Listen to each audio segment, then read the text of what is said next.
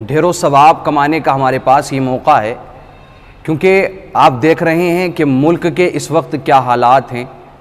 पिछले 1-1.5 महीने से पूरा मुल्क हमारा बंद रहा, फिर तारीख़ों को आगे बढ़ा दिया गया, 2 हफ्ते और बढ़ा दिए गए, पूरा मुल्क अब 2 हफ्ते और बंद रहेगा। और हम नहीं जानते, हमें बिल्कुल इस बारे में कोई ख़बर नहीं है कि ये हालात कहाँ तक जाएंगे, ये सिचुएशन हमारी कब तक ऐसी मुल्क की रहेगी जो इन तमाम परेशानियों का सामना हमें करना पड़ेगा। और फिर ये ज़रूरी भी है ऐसा करना, जो मुल्क के नागरिक हैं, इस मुल्क के रहने वाले हैं, उन सब की भलाई के लिए ये करना ज़रूरी भी है। लेकिन मैं अपने मुसलमान भाइयों को एक पैगाम देना चाहता हूँ, अपने मुसलमान भाइयों को मैं अपना मैसेज देना चाहता हूँ कि आप देखें कि जो मुसलमान हैं और अहले ज़र हैं, अल्लाह ने उन्हें माल से नवाजा है, अल्लाह ने उन्हें दौलत से नवाजा है, रब्बे करीम ने उन्हें बहुत कुछ अता किया है कि इस लॉकडाउन का उनके ऊपर कोई असर नहीं है। तो उनका ये फ़र्ज़ बनता है कि अपने अतराफ़ में जा कर के, अपने करीब में जा कर के गरीबों को तलाश करें कि जो भूख की वजह से अपनी जान को दे रहे हैं, जिन्होंने भूख की वजह से अपने आप को फांसी पे लटका लिया, अपने बच्चों को फांसी दे दी। आप जाकर के तलाश करें गरीबों को। कहीं ऐसा ना हो कि आपका पड़ोसी, आपका गरीब कोई ऐसा है कि जो इस वायरस से तो परेशान नहीं है, बल्कि वो गरीबी से, भूख से परेशान है और अपनी जान देने के लिए तैयार है। तो ये वक्त है हमारे पास ढेरों सवाब कमाने का, नेकियां इकट्ठी करने का। और फिर रमज़ान का ये मुबारक महीना भी है। आप जानते हैं कि रमज़ान में कोई 1 रुपया खर्च करता है तो अल्लाह रब्बुल इज़्ज़त उसे 70 गुना ज़्यादा सवाब अता फरमाता है। तो आप इस माह मुबारक में किसी गरीब की मदद करेंगे सच्चे दिल से, नेक नियत के साथ, इस नियत से कि आपका रब आपसे राज़ी हो जाए। क्योंकि आप अगर अल्लाह की मखलूक पर रहम करेंगे तो इंशाअल्लाहुल अज़ीज़ अल्लाह रब्बुल इज़्ज़त हमारे ऊपर रहम फरमाएगा। आपको ख्याल रखना है गरीबों का। और हम ये हमेशा से ये बात कहते आए हैं कि जब भी आप किसी की मदद करना चाहें, किसी को परेशान हाल देखें, तो उसका मज़हब आपको नहीं पूछना है, उसके मज़हब के बारे में आपको सवाल नहीं करना है, बल्कि आपसे जो भी बन सके ना, आपको उसकी मदद करना है। क्योंकि रोज़ाना हमारे सामने एक आंकड़े आ रहे हैं कि भाई अब वायरस से इतने लोगों की मौत हो चुकी है। लेकिन मैं एक छोटी सी ये बात कहना चाहता हूँ कि वायरस की मौतों के आंकड़े तो हमें मालूम है, लेकिन शायद हम ये नहीं जानते कि इस वायरस से ज़्यादा भूख से लोग मर रहे हैं। हम दुआ करेंगे अल्लाह रब्बुल इज़्ज़त इस माह मुबारक के सदक़े में हमारे मुल्क पर रहम व करम फरमाए और इस परेशानी से, इस वबा से हम सबको महफूज फरमाए रब्बे करीम। लेकिन जहाँ वायरस से लोग मर रहे हैं ना, वहाँ आप ये भी देखें कि लॉकडाउन का सिलसिला बढ़ता जा रहा है और लोग भूख से कहीं ज़्यादा मर रहे हैं। पूरे परिवार फांसी लगा करके मर रहे हैं भूख की वजह से। उन्हें महीनों हो गए, ना कुछ खाने को मिला, ना कुछ पीने को मिला, क्योंकि वो इतने खुददार हैं, कहीं मांगने नहीं जा सकते वो। तो उन्होंने यही किया, अपने आप को फांसी लगा ली और इस दुनिया को अलविदा कह दिया। तो देखें मेरे अजीज़ों, मुसलमानों से मैं बिलखुसूस गुजारिश करूँगा कि आप इस माह मुबारक में ज़्यादा से ज़्यादा गरीबों की मदद करने की कोशिश करें। अब ये ना देखें कि हमें थोड़ी सी छूट मिली है कि भाई दुकानें खुल गई हमारे लिए, चलो यार शॉपिंग कर लेते हैं हम। यार हर ईद पे हम शॉपिंग करते हैं, हज़ारों लाखों रुपए की शॉपिंग हुआ करती है दुकानों में जाकर के। हमने दुकानदारों को मालदार कर दिया बहुत ज़्यादा। अब भी यही हालात हैं, छूट दे दी गई ना आपको, अब आप बाज़ारों में भीड़ इकट्ठी करेंगे। देखें कि जितने बुरखे वाली औरतें, फिर जितने मुसलमान हजरात बाज़ारों में नज़र आएंगे, और ये भी हो सकता है कि आपका फ़ोटो खींच करके फिर सोशल मीडिया पे वायरल कर दिया जाए, फिर आपको बदनाम करने की शायद ये साजिश हो कि भाई वायरस का सारा ठीकरा फिर आपके ऊपर फोड़ दिया जाए कि देखो ये लोग भीड़ लगा रहे थे मार्केट में, इन्हीं लोगों की वजह से वायरस और हिंदुस्तान में फैला है। तो अगर इस ईद पर और इस माहौल में अगर हम नए कपड़े नहीं बनाएंगे, तो ऐसा तो नहीं है कि हम ईद की नमाज नहीं पढ़ सकते। ईद के रोज़ गुस्ल करना और इतर लगाना, सुरमा लगाना, अच्छे कपड़े पहनना, ये सुन्नत मुस्तफ़ा सल्लल्लाहु ताला अलैहि वसल्लम है। मेरे आका की सुन्नत है अच्छे कपड़े पहनना। लेकिन ये तो नहीं है कि नए कपड़े ही पहनना ज़रूरी है हमारे लिए। आप जिन पैसों से इस ईद, इस माह मुबारक के बाद में जो ईद आएगी उसमें शॉपिंग करना चाह रहे थे, तो आप ऐसा ना करें, कपड़े ना खरीदें। जो आपके पहले कपड़े रखे हुए हैं उन्हीं में से कोई अच्छा लिबास आप मुंतखब कर लें, उसी को आप ईद के मौके पर पहन लें। और ये भी हमें क्या मालूम है कि हम ईद की नमाज भी पढ़ पाएंगे या नहीं पढ़ पाएंगे ऐसे मुश्किल हालात में, क्योंकि कोई नहीं जानता कि ये हालात कहाँ तक जाने वाले हैं, ये सिचुएशन और आगे कितनी बढ़ने वाली है। तो आप शॉपिंग करने की आपको कोई ज़रूरत नहीं, आप अच्छा लिबास देखें फिर वही ईद के दिन पहन लें। और जिस पैसे से आप शॉपिंग करना चाहते थे, अपने बच्चों को कई कई हज़ार के आप कपड़े दिलवाना चाह रहे थे ना, अपने घर वालों को आप कपड़े दिलवाना चाह रहे थे जिन पैसों से, खुदारा ऐसा करें आप कि उस पैसे से आप किसी गरीब के घर में जाकर के राशन पहुंचा दें।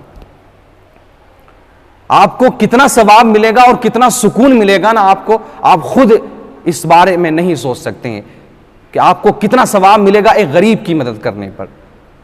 शॉपिंग ना करें, बाजारों में आप भीड़ ना लगाएं, कहीं ना जाएं, क्योंकि कहीं ऐसा ना हो कि इस वायरस के और ज्यादा बढ़े ये वायरस और इसका सारा ठीकरा फिर आपके ऊपर फूट जाए। मेरे अजीजों, आपको इस चीज से बाज रहना है।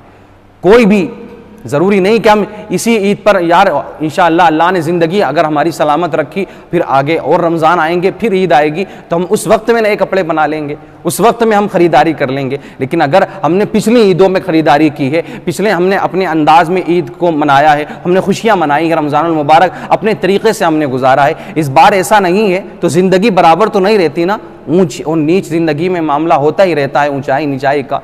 तो ये माहौल मुश्किल वाला माहौल है, मुश्किल हालात हैं इस वक्त। तो आपका एक ही फर्ज बनता है, सारे कामों को छोड़कर के सिर्फ आप एक ही चीज पर फोकस करें कि कहीं आपके पास में कोई गरीब भूखा तो नहीं सो रहा है, कहीं आपके पास में कोई गरीब भूखा तो नहीं है, आपके पास में कोई ऐसा यतीम बच्चा तो नहीं है कि जिसके न माँ बाप हैं, न जिसका कोई रिश्तेदार है, न कोई अजीज व अकरबा है, जिसके सबने ठुकरा दिया है उसको, आप उसकी जाकर के मदद करें। एक यतीम के सर पर आप जाकर के हाथ फेरें। मेरे आका करीम सल्लल्लाहु अलैहि वसल्लम ने इरशाद फरमाया, जब कोई किसी यतीम के सर पर हाथ फेरता है तो अल्लाह रब्बुल इज्जत उस यतीम के बालों के बराबर अपने उस बंदे को सवाब अता फरमाता है। आप गुमान नहीं कर सकते। देखें, आप मेरे आका करीम सल्लल्लाहु अलैहि वसल्लम की आप सीरत को पढ़ करके देखें। अल्लाह के हबीब सल्लल्लाहु अलैहि वसल्लम ना, ईद का मौका है, मेरे आका अपने नवासों के साथ नमाज ईद अदा करने के लिए जा रहे हैं। आपने क्या देखा कि बच्चे हंसी खुशी नए कपड़े बच्चों ने पहने हैं, खेल रहे हैं, बच्चे कूद रहे हैं, इधर उधर आना जाना कर रहे हैं, बच्चे खेल रहे हैं, अशार पढ़ रहे हैं, बच्चे खुशियाँ मना रहे हैं, ईद का मौका है। लेकिन मेरे आका की नज़र एक ऐसे बच्चे पर पड़ी जो एक कोने में खड़ा है, लिबास है, लिबास भी फटा हुआ है, लिबास फटा हुआ है, एक कोने में खड़े होकर रो रहा है। मेरे आका करीम सल्लल्लाहु अलैहि वसल्लम उसके करीब जाते हैं। मेरे आका ने इरशाद फरमाया, बेटा तुम क्यों रो रहे हो? ये बच्चे खेल रहे हैं, क्या तुम्हारे पास अच्छे कपड़े नहीं है? क्या तुम्हारे कोई नहीं है जो तुम्हें अच्छे कपड़े दिलवा सकता, तुम्हें अच्छा लिबास पहनाता आज के इस खुशी के मौके पर?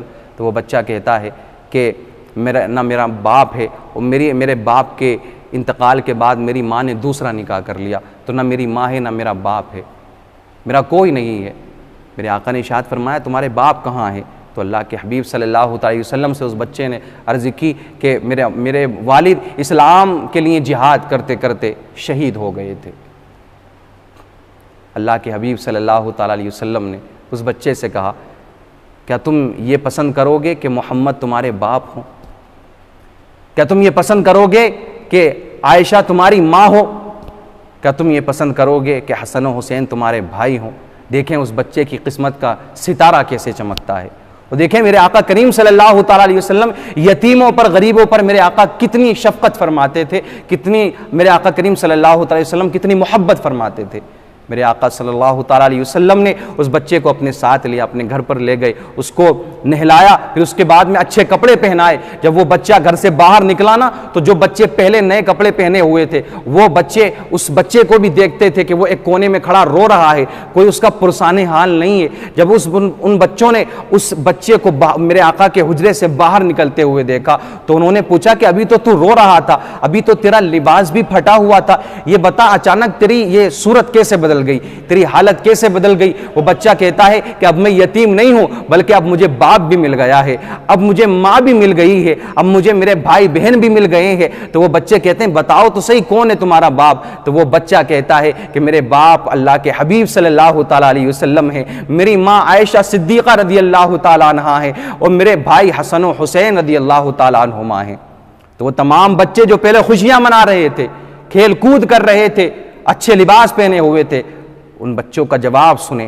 और जिसके सीने में इश्क़ रसूल होगा ना, मोहब्बत रसूल होगी, वो इस बात को सुनकर के यकीनन मचल जाएगा। वो बच्चे कहते हैं कि काश हमारे बाप भी इस्लाम की खातिर जिहाद करते और शहीद हो जाते, और अल्लाह के हबीब सल्लल्लाहु ताला अलैहि वसल्लम हमारे सर पर भी अपना शफ़क़त का हाथ रखते और अल्लाह के हबीब हमें भी अपना बेटा बना लेते, तो हमारे लिए कितनी खुशी की बात होती। तो देखें कि यतीम की मदद करना, एक गरीब की मदद करना, यकीनन मेरे आका करीम सल्लल्लाहु ताला अलैहि वसल्लम की ये सुन्नत है, मेरे आका का ये तरीक़ा है। और हम अल्लाह के हबीब सल्लल्लाहु अलैहि वसल्लम की सुन्नत पर अमल करेंगे, आपके तरीक़े को फॉलो करेंगे, तो इंशाअल्लाहुल अज़ीज़ हमारी दुनिया व आखिरत दोनों कामयाब बन जाएगी। तो आपका और बिलखुसूस मुसलमानों का, मैं मुसलमानों से, और वो मुसलमान जो अहले ज़र हैं, वो मुसलमान जो मालो दौलत वाले हैं, अल्लाह ने जिन्हें इतना अता किया है कि वो अगर 5-6 महीने और लॉकडाउन लगा रहे तो उनकी सेहत पर कोई असर नहीं पड़ने वाला, ऐसे मुसलमान जिनके पास मालो दौलत है, वो अपने घरों में ना बैठें सुकून के साथ, बल्कि अपने दौलत का इस्तेमाल करें, अपने माल का इस्तेमाल करें और रब की रज़ा की खातिर गरीबों की मदद करें, रब की रज़ा की खातिर यतीमों की मदद करें, रब की रज़ा की खातिर मिस्कीन की मदद करें, परेशान हाल की मदद करें। और यकीनन आपको ये याद रखना है कि जब आप किसी की मदद करने के लिए जाएं तो आप मजहब ना देखें, बल्कि हम जिस हिंदुस्तान में बसते हैं यहाँ पर कई मज़ाहिब के लोग रहते हैं और उनमें गरीब भी हैं, मालदार भी हैं। तो जो परेशान हाल हैं, जो हमारा करीबी है, हमारा पड़ोसी है, सबसे पहले हमारा फ़र्ज़ बनता है कि हमारा पड़ोसी कहीं ऐसा तो नहीं है जो भूखा सो रहा है। उसके लिए मुसलमान होना शर्त नहीं, किसी भी मजहब का मानने वाला हो, आप फ़ौरन जा कर के उसकी मदद करें, आप फ़ौरन जा कर के ऐसे मुश्किल हालात में उसकी मदद करें। इंशाअल्लाहुल अज़ीज़ अगर आप ऐसा करेंगे तो रब्बे करीम आपको इतना अता फरमाएगा कि, और वहाँ से अता फरमाएगा कि आप तसव्वुर भी नहीं कर सकते, गुमान भी नहीं कर सकते।